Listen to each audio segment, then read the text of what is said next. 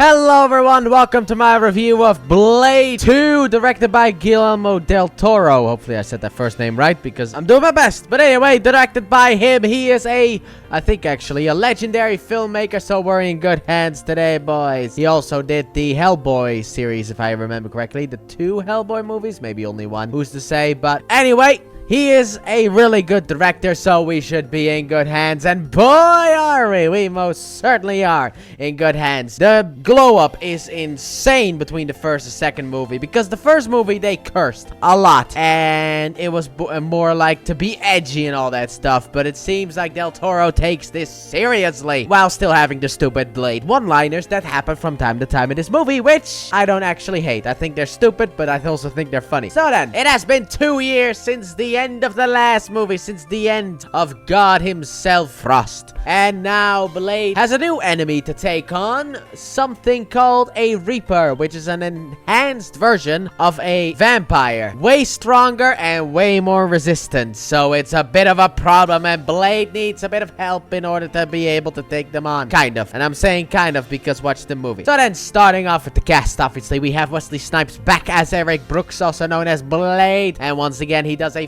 fantastic job. I like him more in this movie than I did in the last movie. And to be honest, if these movies can kind of keep going up, I think we have a fantastic series on our hands. Sadly enough, though. But Wesley Snipes is really good in the movie. Then after that, we have Double Chris once again back as Abraham Whistler, Chris Christopherson. And even though he was presumed dead at the end of the last movie, yeah, he's not. He's alive. So that's fun. Kind of undoing something that happened in the first movie, but you know what? You can't win them all, right? Sometimes, you know, you gotta bring a character back because of the fact that, I don't know. Look, if it's off screen, you don't know if it happens, okay? The dude was supposed to shoot himself, and apparently, I guess he just missed. That is just what happened. He missed. Somehow he missed. He was too weak to shoot himself. He missed, and yeah, now he's back. And after that, we have Daryl himself, Norman Reedus, as Scud, the new weaponsmith, as you could call him. While, obviously, Whistler was away. And I like him in this movie, I do. And he's a good actor. However, his accent kind of annoyed me because he doesn't have an accent like that in The Walking Dead. So I know that this accent is fake. He's faking this accent and it's just annoying me, okay? His accent annoys me. Then after that, we have Ron Perlman as Reinhardt, a member of the Blood Pack, a team that is under the control of Blade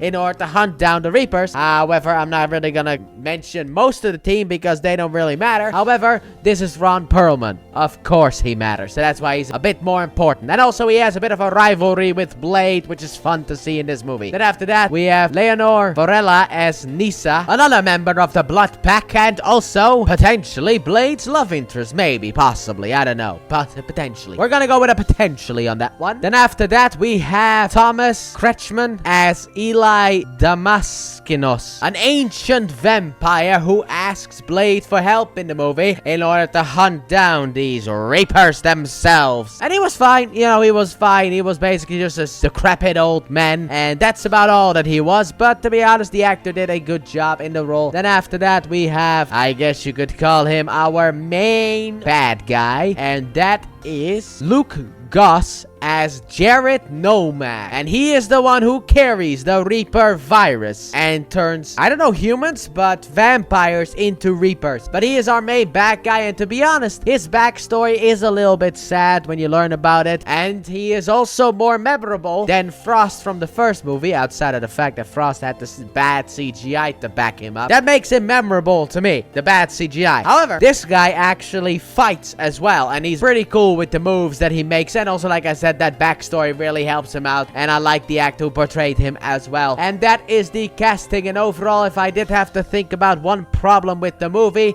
I don't necessarily have any big problems with the movie. It's just more like small things sprinkled throughout the movie, you know? Like the bad CGI is still here, you know? I mean, they lessen it because it seems like Del Toro likes more practical work with certain things because of the effect of these new vampires' mouths. They looked practical to me. I don't know if they were, but they did not look CGI CGI. They very much looked practical, and I like that. And I also like how even though Blade gets characters with him this time around, he is still the main focus of the movie. Something that, well, something else could kind of learn from. That being the MCU, because apparently the original script for Blade was the fact that he was going to be pushed into the background and some women were going to be in the forefront in a Blade movie. That's a bit insulting. But yeah, this movie is actually really good. I love this movie overall. And let's just go straight into the final verdict then. So my final verdict for Blade 2 is going to be a 9 out of 10. A high 9, by the way. Can't give it that 10 out of 10, but I still will give this a high 9. I am such a huge fan of this movie. This movie is really good, and I would highly recommend, if you see this movie, to watch it. It is a really fun movie. Not for the kids, though, because the kids, sadly enough, are not 16 plus. At least that's what the DVD box says that I have. I have the DVD, and it says 16 plus, but maybe in America that would be R-rated, so I don't know. But anyway, this thing is not for kids, but if you are alone, or you are with a woman, potentially, there is a chance that you could watch this movie. I don't know how the woman would feel about, like, a movie like this. Just saying, you know, I mean, maybe she's not a fan of this one, but just don't watch it with kids. But outside that, this is highly recommended. It is such a good movie, and it gets me so hyped to see how it all crashes and burns, because that's it. We're done. Blade 2 is done, which means we are on to the next one. But before that, you guys let me know what you guys thought about Blade 2 in the comment section down below. With that being said, thank you all so very much for watching, and I hope you guys have enjoyed. And if you did, please like button, subscribe if you're new, if you're not, sorry, turn on notifications. Don't forget to check out the Let's Play channel link in the description and at the end of the video. And like I was already kind of alluding to before, next time we are going to be seeing how this franchise crashes and burns with the power of Ryan Reynolds and Blade Trinity. Bye!